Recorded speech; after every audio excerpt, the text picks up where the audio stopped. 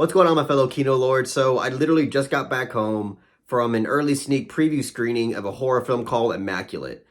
This is the film that's starring Sydney Sweeney, and one of the reasons why I did go out to see this film is mostly because I feel like I haven't really seen anything starring Sydney Sweeney that has really intrigued me enough to check it out.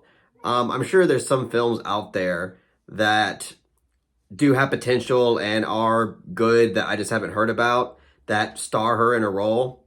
But overall, like, her projects in general just haven't really, I think, catered to my sensibilities when it comes to filmmaking. But this one was interesting because Immaculate is a religious horror film, and religion in film in general is something that I'm always intrigued by. It's always a theme and a subject matter that piques my interest. It's just a topic that I find so much interest in, and I just feel like you can explore so many different thought-provoking and even unsettling and frightening things when you explore it in the horror genre. And, with that being said, like, again, there's horror films that tackle religion that I really love. A classic one that I really love is The Devils, which is a kind of a really crazy out there one that came out in the 70s, and it's a wild ass fucking film. But I love that film to death. And really anything that is a horror film that contains nuns, as long as it's not the Conjuring bullshit, I feel like has potential to, again, explore things, in a way that can be both thought-provoking, but also just fun and unsettling within the horror genre. So,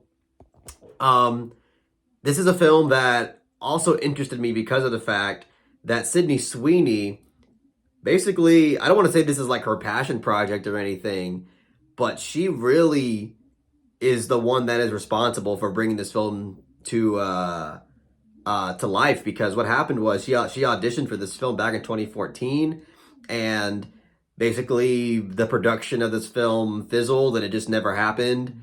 And then, like, basically 10 years later, when she had her own means to make it happen, she made herself the producer of the film. She found herself a director, and then she basically, like, went over the script and revised it and put herself in the starring role and made it happen. So, like, this is a film that, we have her to thank for existing. And I just think it's really interesting when you have really anybody that has this much belief and this much passion in a project, that they go out of their way, well out of their way, and, put their money where their mouth is to make it happen.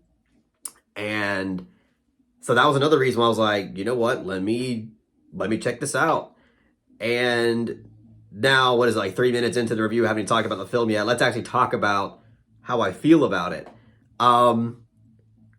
So Immaculate is a movie that I really can't even say that I like. It's a movie that I feel like has some things about it that I do enjoy, but for the most part, Gigi-chan, meow, meow. It's okay, just relax. I'll let you out in a little bit. Gigi-chan. But no, this is a movie that I don't know if I could say all the way that I really enjoyed, even though there are things about it that I do like. I like the way that this film is shot, and I like that this film kind of is bold with its showcasing of gore and violence. And I think overall there are some thrilling moments that have an earned sense of suspense to them.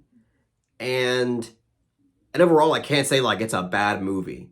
But my main problem with this movie is that the best, and I think the fairest way I can describe it, is that it kind of comes off like your average mediocre PG-13 horror movie, except it has much better cinematography, and there's a lot more violence and gore to it. Um, but that's really about it. Um, I wouldn't go into this film thinking that it's gonna really do anything new. It's a bit derivative when it comes to certain elements of horror, and especially like religious horror and like demonic horror and Catholic horror. Like, um, again, I'm not gonna spoil it, so I'm not gonna say specifically what's derivative about it, but I'll just say like it does certain things that we've seen this genre of horror do a lot already, without really adding its own spin to it. Um, but really, another thing about this film that I think really bothered me is that, thematically speaking, again, it's a religious horror film, so I kind of want it to, I don't know, be a bit thematically layered and thought provoking when it comes to the topic of religion. And I don't know, I feel like thematically this film is as shallow as a kiddie pool, and it could have just done a whole lot more.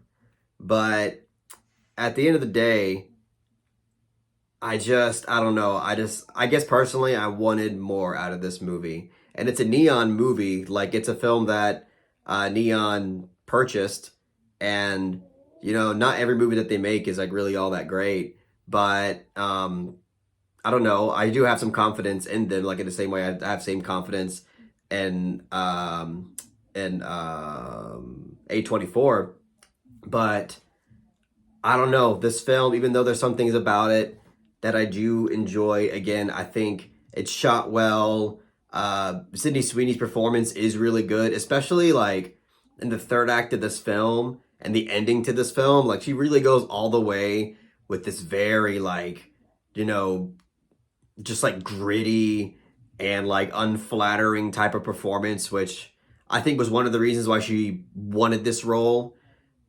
And like, she does a great job, and I respect her so much for it. And again, I respect her ability to make a film that she, saw a lot of potential in, make it happen on her own. I think that's really cool. Um, but I don't know, there was just too many things about it that just bugged me. It also runs into way too many like horror cliches. There's way too many like predictable jump scares and cheap jump scares. There's like maybe one or two jump scares that felt kind of earned and okay. And there's some moments of suspense that aren't relieved by a jump scare, but for the most part, like, there's a lot of moments of suspense that are just relieved by a loud noise jump scare, which is something that is a huge pet peeve of mine when it comes to horror. And I don't know, I just thought with proper vision and a better script, this could have been much more than it was. I'm not saying it could have been like an amazing masterpiece or anything, but I think with more of a stylistic vision throughout the experience and a script that, I don't know, had a little bit more thought and creativity poured into it, that maybe explored the subject matter in a more compelling way. We could have got something that again was a lot better than what we got, but instead we got kind of just another conventional horror movie that just so happens to, have religion at its center point and take place in a convent, and it's just unfortunately not really something that I can recommend highly to anybody. I mean, again, it's not a bad movie, but it's not a movie that I can say with confidence is really good.